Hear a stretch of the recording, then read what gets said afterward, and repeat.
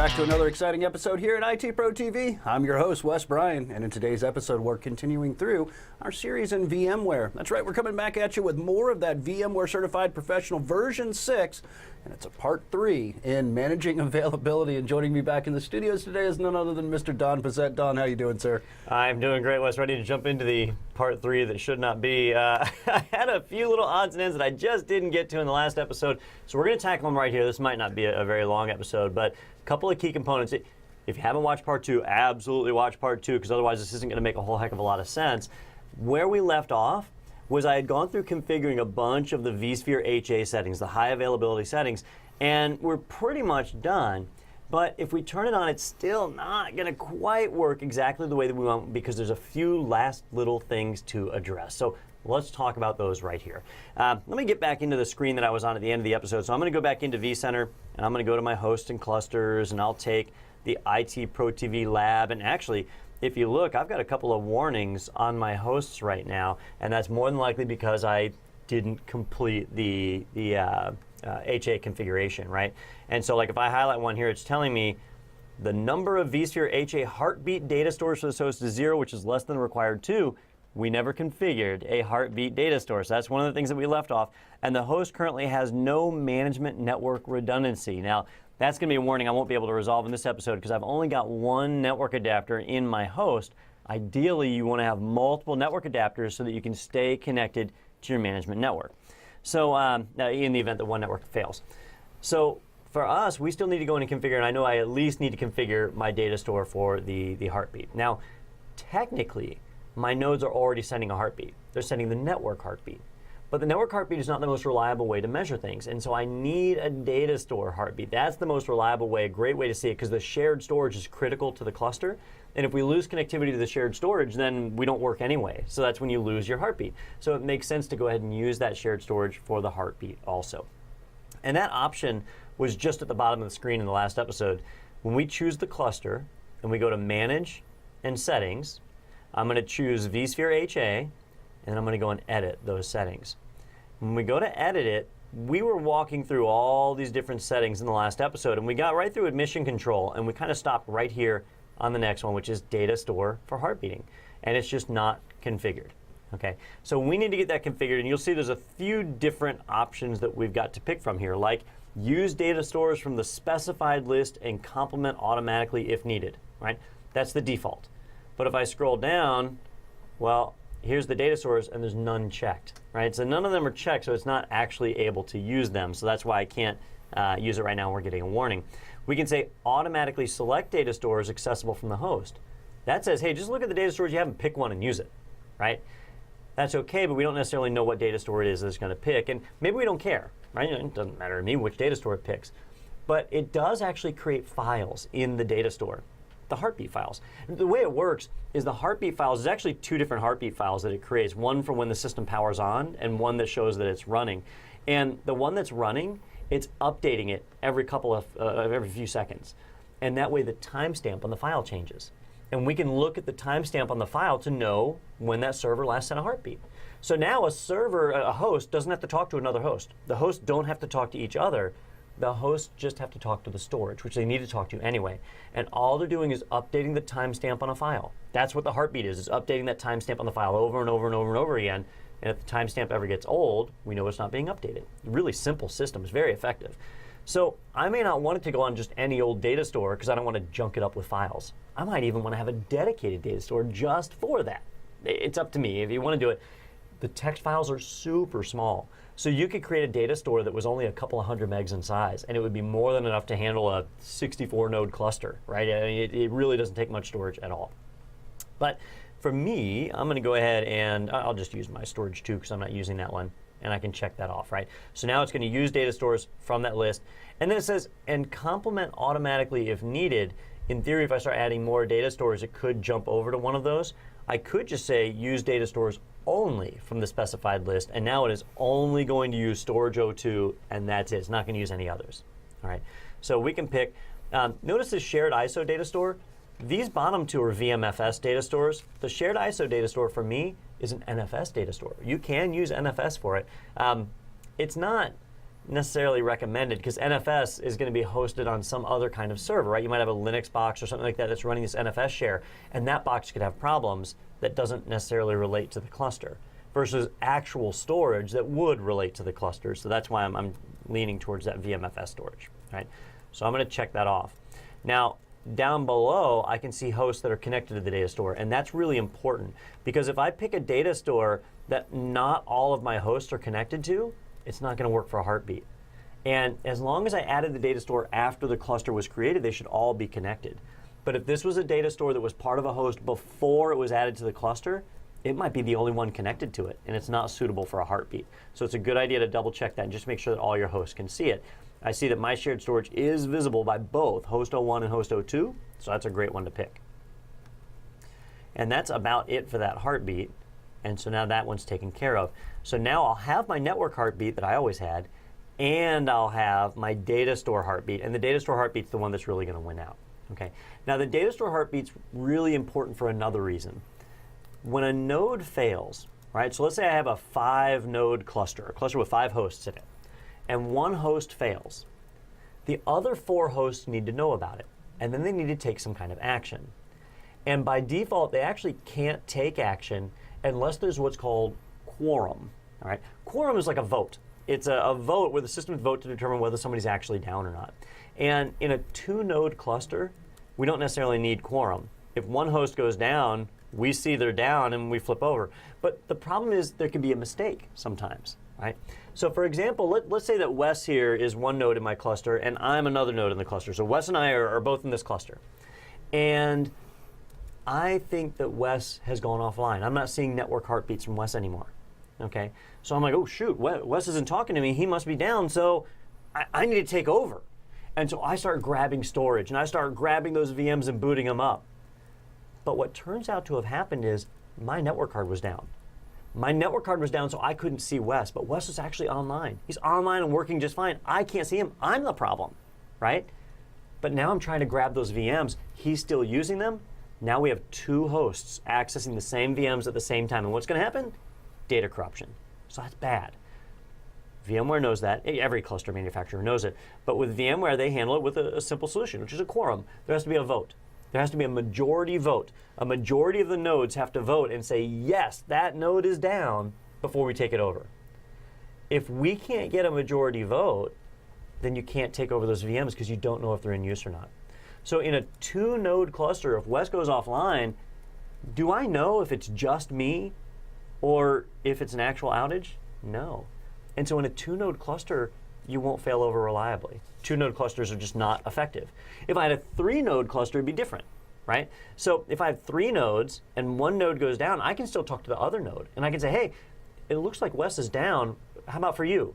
And the other node might say, no, I see Wes just fine. He's on. No big deal. And I say, oh, well, I guess the problem's me. Let me back off, right? Or I ask the other node, hey, I think Wes is down. What do you think? And the other node says, yeah, I don't see Wes. Looks like he's offline. And so now we can take action because we're both in agreement. Okay. But if I've only got 2 nodes, how can I effectively fail over? Well, the data store serves as the 3rd node. It serves as the tiebreaker, right?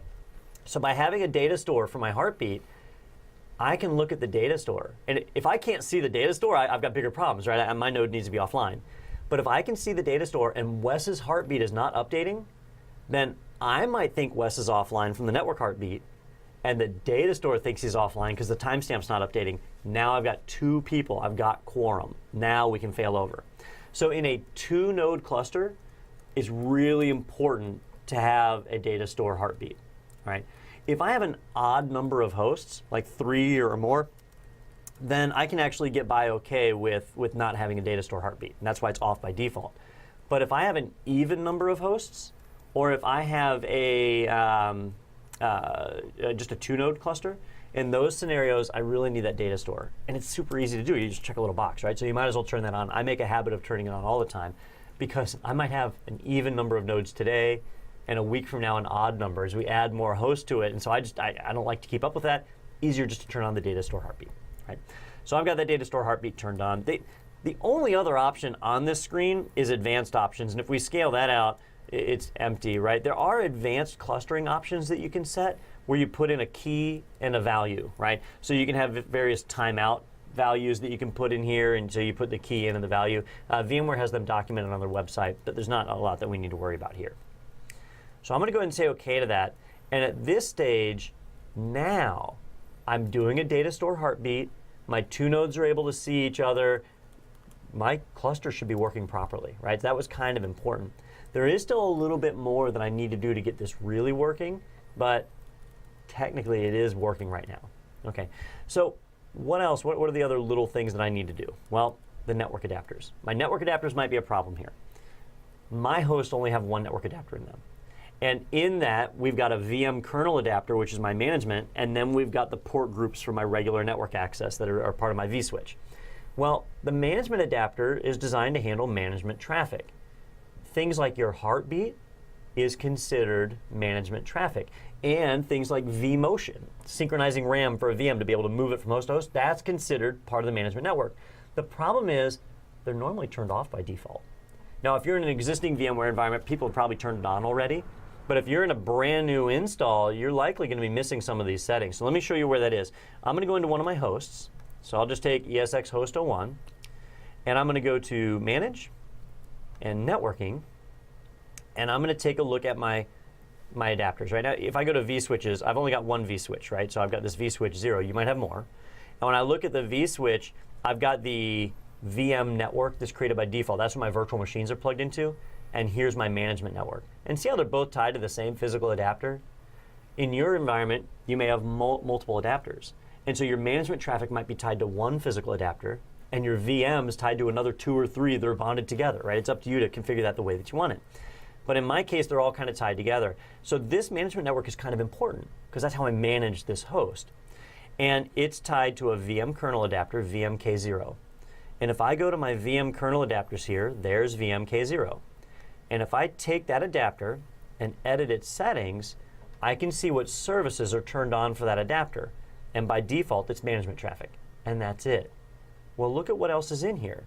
We've got vMotion traffic, vSphere replication, fault tolerance, provisioning, virtual SAN traffic. These are other things that can use the management adapter. Right? Now, the network heartbeat, that's going to use management traffic. That's fine. That one's already taken care of. But if I want vMotion, if I want to be able to take a live VM and move it from one physical host to another, which is part of what HA tries to do, if the VM can be salvaged, it's going to try and salvage it. I need vMotion. I need at least one VM kernel adapter with vMotion turned on. Okay, so I could create a dedicated VM kernel adapter. I could have a dedicated physical interface for it, and that's a great solution because it'll get you the fastest failover possible. All right, or I could piggyback off of this one. That's not as great because now we're contending for bandwidth in other places, but since I only have one, I don't really have a lot of choice. So I'm going to turn on vMotion. Okay, and they're already complaining at me because I don't have redundant management adapters, so this is going to create a suboptimal solution. But in production, if you have redundant adapters for the management interface, and a dedicated adapter for vMotion, and dedicated adapters for storage or for your VMs, that's your best solution. So when you buy a server, those quad port network adapters, those things work great. You can get 2 of them, now you got 8 adapters, and you can really maximize your redundancy and availability. Right? So I'm going to turn that on to make vMotion work. That's kind of an important thing. All right.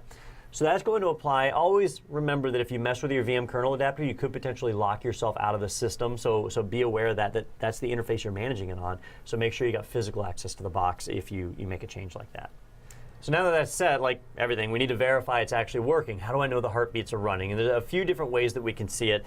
So right back here on the same screen I'm on, we can scroll down and just verify our settings right here where I've got that data store for heartbeating. And if I expand that out, I can see that it's set, I'm going scroll crazy. So if I can get my scrolling under control, I can see where it's set to use data stores only from the specified list, and I picked lab storage 02, right? So I know my configuration is there, so that's good. Now, well, I've still got warnings on my servers. And I had warnings before because I didn't have a data store heartbeat and I didn't have redundant management adapters. Well, I didn't fix the redundant management adapter, so I expect to have that. But let's go see if the data store warning went away. So I'm going to jump over to the summary tab, and I still have it. I've got the number of vSphere HA heartbeat data stores for this host is 1, which is less than the required 2. It wants 2 heartbeat data stores for this. All right, why? The main reason it wants 2 is because if I have one node fail, I'm left with one online node and one data store, which is an even number.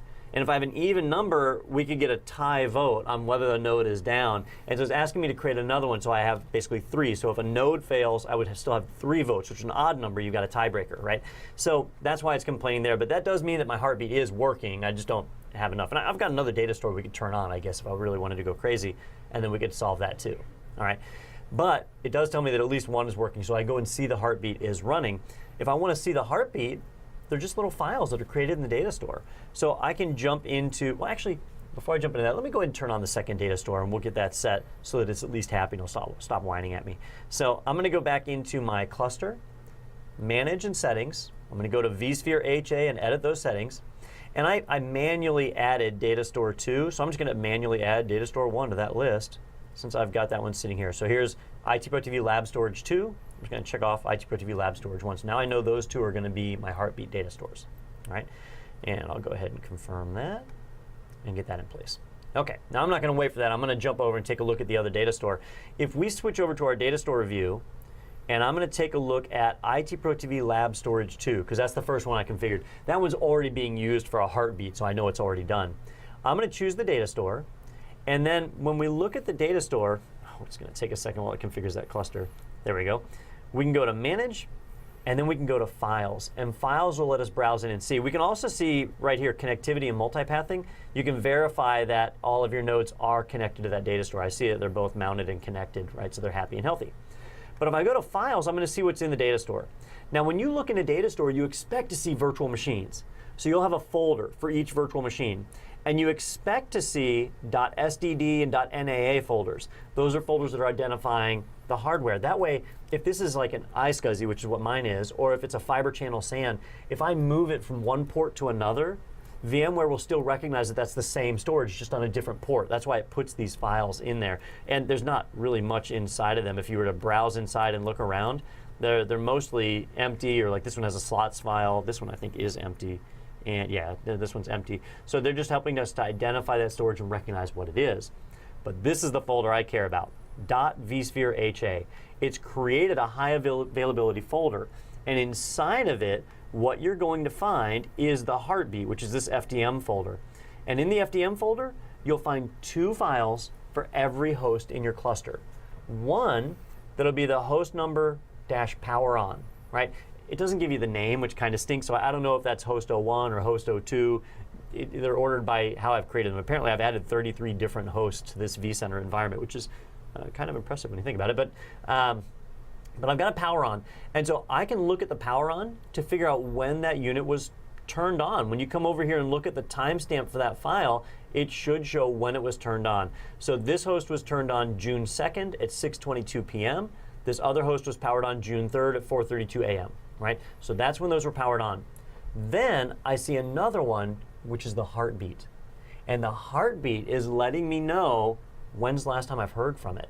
And so that's going to start updating and showing me what's going on.